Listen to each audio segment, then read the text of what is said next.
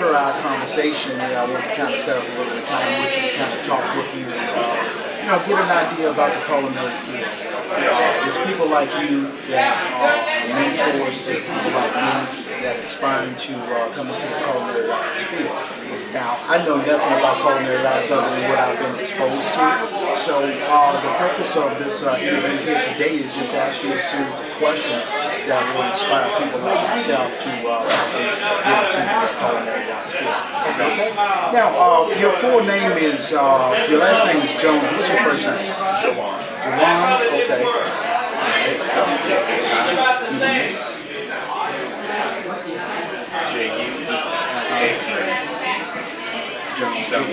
Yes, sir. Senior, okay. All right. And your position here at O'Sullivan as well? Head chef. Head chef? Okay.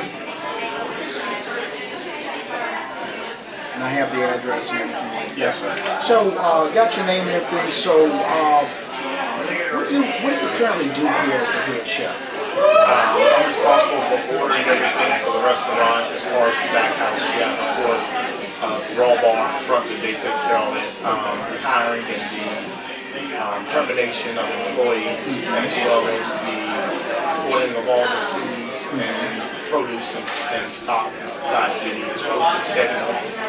Pretty much responsible for a lot of stuff around. So as the head chef, you're responsible for everything. Pretty much. You make this place go round. I'm responsible. If something go wrong, I'm responsible for it. So do you have to write your own menus? I do help with the menu as well as the recipes as well. Okay, good. Now, how long have you been in the food service industry? I started in 19, I'm 34 now, so I've actually been about 16 years. 16, wow, 16 years in the culinary arts field.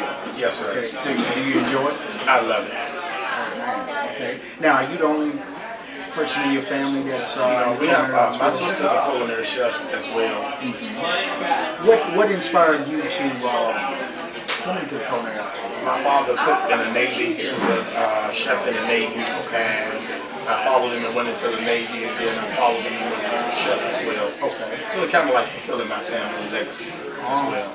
Awesome. Now, what would you consider to be the most important characteristics of a good employee? On time, good personality.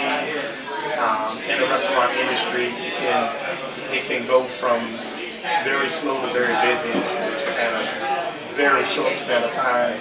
Somebody who can have no pressure without buckling under pressure. Okay. But more so positive attitude. When people have positive attitude, it kind of shifts everything where everything goes a lot better, the food goes out better. You know, it keeps the stressors from in the kitchen. So what happens if a cook has a bad attitude? How would that have an impact on your business? It has a very big impact because normally as a chef here for 15 years, I normally send people home who don't have the positive perspective because how you feel is what you're going to project in your food. So if you don't want to be there, cooking is a passion. Okay. You have to have a passion for cooking. If you don't have a passion for cooking, it'll become a job. Okay. And not something you love to do. Okay. And this is something I love to do. It's not a job to me, it's more so a passion. Each plate that I plate, each special that I create, it's a piece of me in it because it represents who I am. So it's an art form. It's an art. It's like painting a Picasso, but you're doing it on a plate. Awesome. Okay. Now, what do you feel that makes you successful as a chef out of your 16 years of being a culinary arts? My ability to learn. Learning is the key. Never feel like you maxed out your potential of learning. There's always something new to learn. And I believe because I've always been willing to learn, never get set in my own way of doing things, but willing to learn new things and always advance my career. Now, are you able to develop your own recipes, or do you just kind of follow a recipe here? It depends on if you come up with the special, you're responsible for the name of the special as well as the ingredients in the special. Okay. So whoever comes up with it will elect a chef or either cook somebody to say, they'll say they tried something at home or either they were on the internet or either something. and we'll taste it first and make sure it meets our criteria, and we'll send it to our wait staff, and if they enjoy it and we get more a rate from them, then we'll implement it. So your wait staff samples your food first? Exactly. Okay, okay, well, that's pretty good. And they're able to get a feel for how well people may respond to it. They can tell you how the general public is going to receive it. Okay, great, great. Now, what is your favorite specialty dish, and how do you prepare that specialty? I would say it would be the crab a la frais, Okay, which is basically 3 pounds of crab meat, using little pasta, and it's made from original Alfredo sauce. But the twist of it is that you add a little red peppers to it, give it a little spice and a kick, and you add in just about, I want to say about 4 ounces of red wine, because you want to change the color, the complexion of it. okay. And it goes over any angel hair pasta, any type of pasta. Now, you make your sauce from scratch? From scratch. Okay, how long does that take? It can vary because normally I would go with a half and half. I wouldn't go with I go with a half and half, probably a little too bit cornstarch just to give me a little thickening. Okay.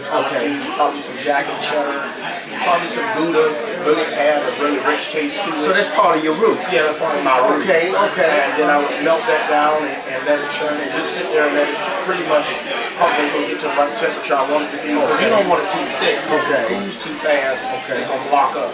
Okay. So you want to keep the right consistency of stirring and temperature. And then each pasta we use as overlay, adding the crab meat last. Because you don't want to cook the crab meat right. The crab meat will seal up the cheese will seal around it. And it's done fresh each particular one, plate that you set out. Awesome. Now, what they were teaching us in school about different types of stocks and everything. Yes, sir. So, in your specialty meal, are you using a white stock or a brown stock when you make that? I would use a brown stock. A brown stock? Yeah. Okay. And the reason why is because your red wine is going to mix in with your brown stock. It's going to, if you use a white, it'll come out too red.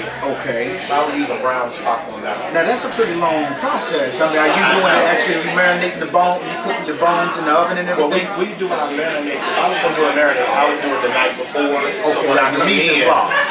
exactly. Okay. So that way, everything I would do is just making Alfredo and everything else and consistently together. Because our recipes take anywhere from 15 to an hour to really make properly. So I would do it in advance so that way when I come in the next night, I would already have my roux, have everything ready.